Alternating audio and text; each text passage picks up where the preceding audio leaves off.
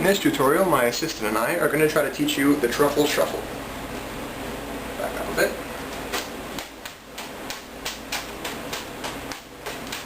That's what it looks like.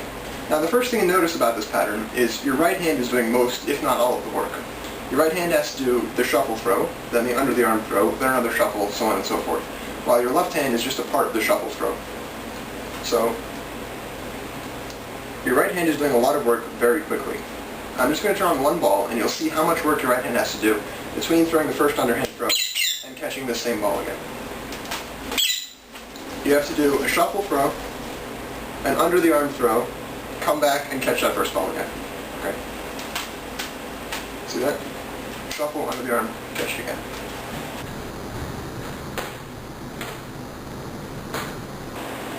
In order to do this pattern properly, you're going to have to be really, really comfortable with your shuffle throws. You have to be able to do them very quickly, very accurately, and very securely. So you have to have the right stance for them. I find the most comfortable position for me is with my left hand pretty much parallel, my right hand raised a bit, and your right hand, if you swing it downwards naturally, it should go right down towards, if you throw the ball straight, it should go right towards your left hand. So, like that. Just nice and comfortable. And your left hand should naturally want to move towards the wrist of your right hand up here. So it should be throwing to a lower position. So what's going to happen is as your right hand swings downwards, you're going to do a little flick of your wrist and throw your ball straight down into your left hand. Your left hand is going to move forwards, give this ball a little bit of a push so it can be out here and your left hand can snap down on it. Like that. That's the idea. So in effect, when you're doing them quickly, your hands are going to be coming together to throw, then back apart to absorb the shock of catching.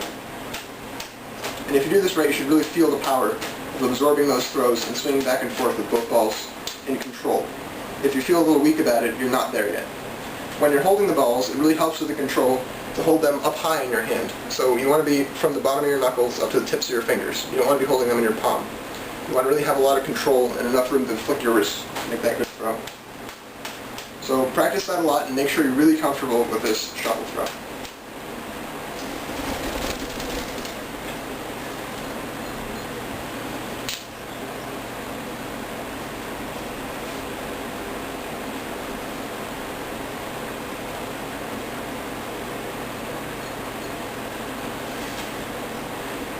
Now the pattern itself is not that complicated. It's more an issue of being able to do all your throws quickly and confidently to be able to pull it off.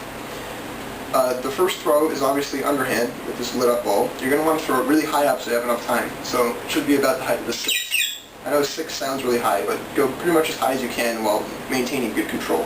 So your left hand is going to cross over a little bit, just so you're in somewhat of a cross arm position. A comfortable underhand from there. And you're going to do that big throw.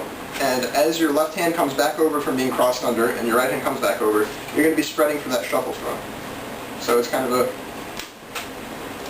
you unwind and throw. Now you'll notice that after your shuffle throw, your right hand has some good energy moving down and this way.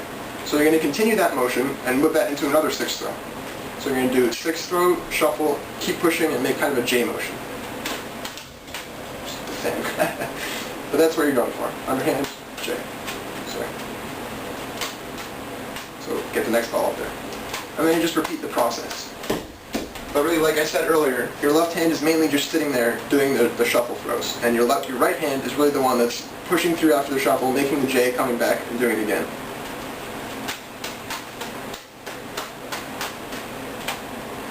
Let me try to do it in slow motion so you can see better.